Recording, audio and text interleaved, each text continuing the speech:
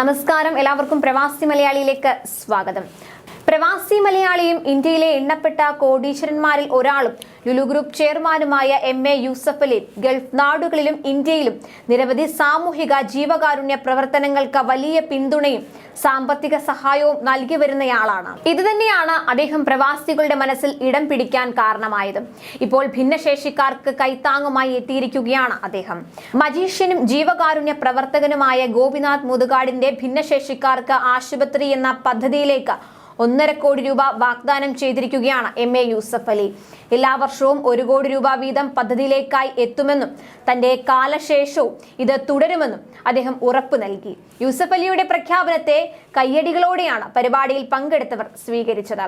കാസർഗോഡ് ഭിന്നശേഷി ഗവേഷണ കേന്ദ്രത്തിന്റെ ലോഗോ പ്രകാശനത്തിനായി കഴക്കൂട്ടത്തെ ഡിഫറൻറ്റ് ആർട്ട് സെന്ററിൽ എത്തിയതായിരുന്നു യൂസഫ് അലി. ഇവിടെ വെച്ചായിരുന്നു യൂസഫ് അലി സാമ്പത്തിക സഹായം പ്രഖ്യാപിച്ചത്. 83 കോടി രൂപ ചെലവിൽ ഭിന്നശേഷിക്കാർക്കായി ഒരു ആശുപത്രി എന്നതാണ് ഗോപിനാഥ് മുതുകാടിന്റെ സ്വപ്നം. കഴക്കൂട്ടത്തെ ഡിഫറൻറ്റ് ആർട്ട് സെന്ററിലെത്തിയ MA യൂസഫ് അലിയെ സ്നേഹവിരുന്നൊരുക്കിയാണ് കുരുന്നുകൾ സ്വീകരിച്ചത്. സെന്ററിൽ ഭിന്നശേഷിക്കാരായ കുട്ടികൾക്കായി ഒരുക്കിയിട്ടുള്ള വിവിധ പഠന കേന്ദ്രങ്ങൾ യൂസഫ് അലി ആദ്യം സന്ദർശിച്ചു.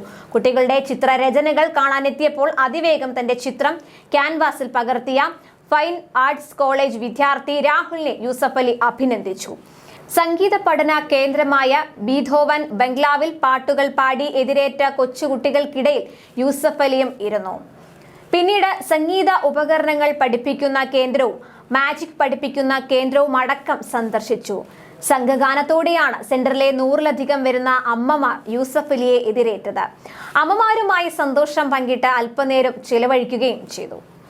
ഭിന്നശേഷിക്കാർക്കായി ആശുപത്രി എന്നതിനൊപ്പം കാസർഗോഡ് നിന്നും ഭിന്നശേഷിക്കാരായ 1000 കുട്ടികളെ ഏറ്റെടുക്കാനും ഗോപിനാഥ് മുതുകാട് തയ്യാറെടുക്കുകയാണ്. അന്താരാഷ്ട്ര നിലവാരത്തിലുള്ള അതിവിപുലമായ ഭിന്നശേഷി പുനരധിവാസ കേന്ദ്രവും ആധുനിക തെറാപ്പി യൂണിറ്റുമാണ് ഗോപിനാഥ് മുതുകാടിന്റെ ലക്ഷ്യം.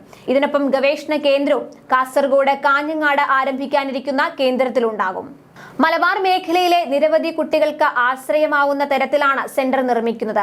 അന്തർദേശീയ നിലവാരത്തിലുള്ള ക്ലാസ് മുറികൾ, പ്രത്യേകം തയ്യാറാക്കിയ സിലബസിനെ അധികരിച്ചിട്ടുള്ള പഠന രീതികൾ, animal therapy, water therapy, personalised assistive device ഫാക്ടറികൾ, തെറാപ്പി സെന്ററുകൾ, റിസർച്ച് ലാബുകൾ, ആശുപത്രി സൗകര്യം, സ്പോർട്സ് സെന്റർ, വൊക്കേഷണൽ കമ്പ്യൂട്ടർ പരിശീലനങ്ങൾ, ടോയ്ലറ്റുകൾ തുടങ്ങിയവ ഈ കേന്ദ്രത്തിലുണ്ടാകും. കൂടുതൽ പ്രവാസി വാർത്തകൾക്കായി ഈ ചാനൽ സബ്സ്ക്രൈബ് ചെയ്യും.